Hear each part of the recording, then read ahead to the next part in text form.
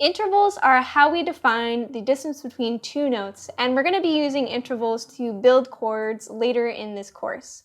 But we've already actually learned one of our intervals, which is the octave. And this is the distance between one note and the next note with the same letter name. So for example, C to C, G to G. Another interval is the unison, which is a little hard to think of on piano, but basically this is when two notes are happening at the same time. So this could be either in a trumpet section of a jazz band when they're playing the same note, or when two singers are singing the same note. That is what we call unison. We have major intervals, which we call the second, third, sixth, and seventh. And these can derive from our major scale. So if we're starting on C as our root note, C being our root note, so our bottom note, our second note in the scale is D. So from C to D is our major second, C to E is our major third, C to A is our sixth, C being our root, A being our sixth note in the scale, and C to B is our major seventh.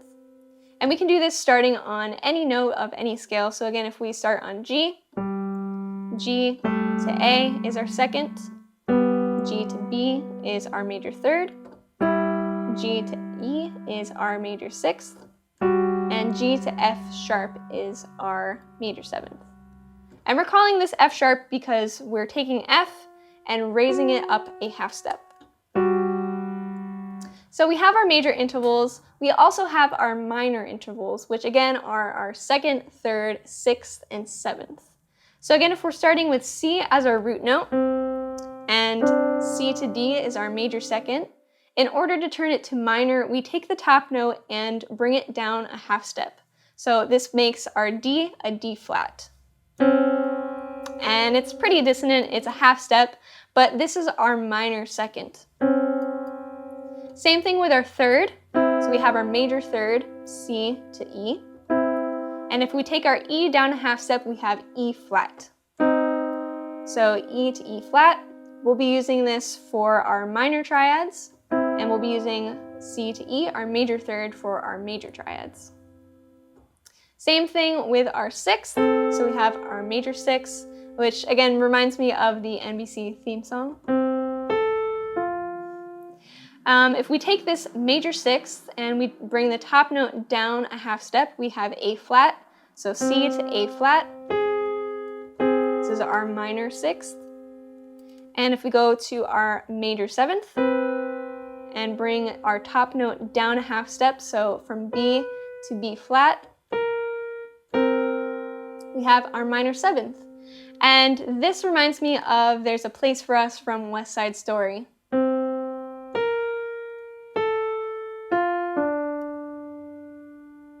So those are our major, minor intervals. We have two intervals left that don't necessarily fit the major, minor category, and this is our perfect fourth and our perfect fifth. So again, using C as our root, we have our perfect fourth from C to F, and our perfect fifth from C to G. And we'll be using our perfect fifth to build triads. We can also make our perfect intervals diminished or augmented by bringing the top note down or up a half step. So with our perfect fourth, we can make it a diminished fourth by bringing the top note down a half step, which sounds like our major third, and it is. We can also make this augmented by bringing our top note up a half step, so F to F sharp. And this is what we call a tritone. It's a really dissonant interval. This is our augmented fourth. But we can also think of this as our diminished fifth. So if we take our perfect fifth and bring the top note down a half step, so from G to G flat, we have the same notes, again, our tritone.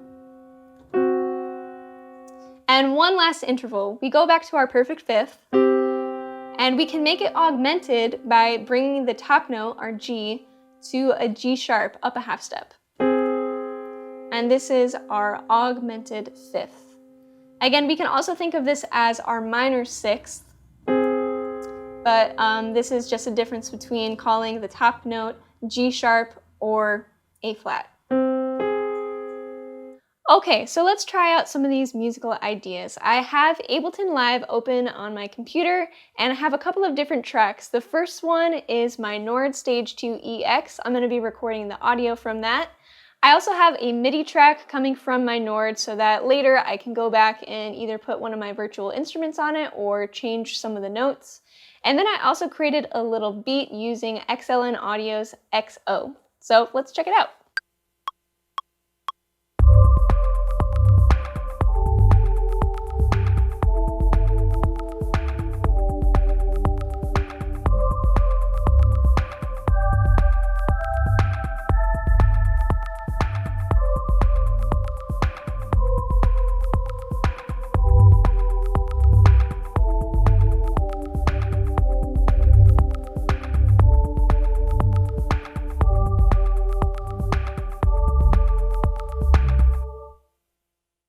So now that we have a basic overview of our intervals, we're ready to start building chords.